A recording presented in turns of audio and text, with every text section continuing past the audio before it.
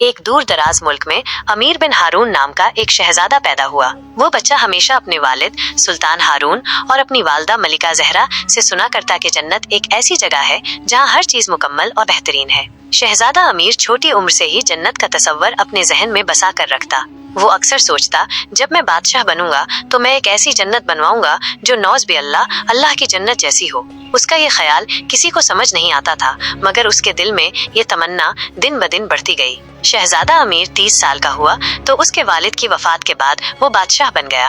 अमीर बिन हारून अब मुल्क का सबसे बड़ा हुक्मरान था, मगर उसके दिल में एक ही ख्याल था, जन्नत बनवानी है। उसने अपने दरबार में सारी रियासत के वजीर, मुहंदिस, इंजीनियर्स और सैपा सालार को बुलाया और कहा, मैं अपने मुल्क में एक ऐसी जगह बनवाना चाहता हूँ जो नौज बे अल्लाह की जन्नत जैसी हो। तुम लोग इस काम में मेरी मदद करोगे।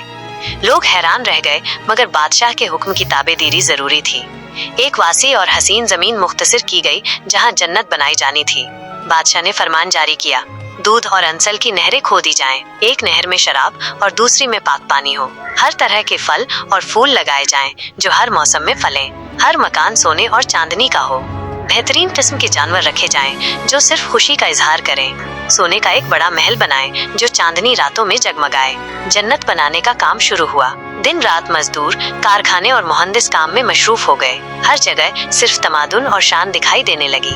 बादशाह अपनी जन्नत की तमाम खूबसूरत चीजों को देखकर मुख्तसिर होता था।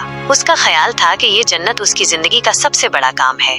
आखिर वो दिन भी आ गया जब जन्नत मुकम्मल हुई। हर तरफ से लोग जन्नत को देखने आए। बादशाह अमीर बिन हारून अपने शाही लिबास में जन्नत के अंदर दाखिल होने के लिए तैयार हुआ। उसका चेहरा फख्र और खुशी से चमक रहा था। जैसे ही बादशाह जन्नत के दरवाजे पर आया, उसका एक पैर अंदर और एक पैर बाहर था। वो सोच रहा था कि उसने वो कर दिखाया जो किसी इंसान ने ना किया हो। मगर अचानक एक ठंडी हवा चली और एक आवाज गूंज उठी, ए अमीर बिन हारून, यह दुनिया तुम्हारे लिए एक इम्तिहान थी और तुम्हारे गुरूर ने तुम्हें गुमराह कर दिया। तुमने अपने आप को अल्लाह के मुकाबिल लाने की कोशिश की। आज तुम्हारी रूह कब्ज की जाती है। उसी लम्हे बादशाह की रूह कब्ज कर ली गई और वो जमीन पर गिर गया। जन्नत के अंदर दाखिल होने से पहले ही उसकी जिंदगी का सफर खत्म हो गया। बादशाह के मरने के बाद उसकी जन्नत खाली रह गई। लोगों ने उसे देखकर इबरत हासिल की। हर कोई कहता, अल्लाह की जन्नत का तसव्वुर सिर्फ अल्लाह के हाथ में है। इंसान का काम उसका हुक्म मानना और अपने अमल बेहतरीन बनाना है। ये कहानी हर इंसान के लिए एक सबक बन गई।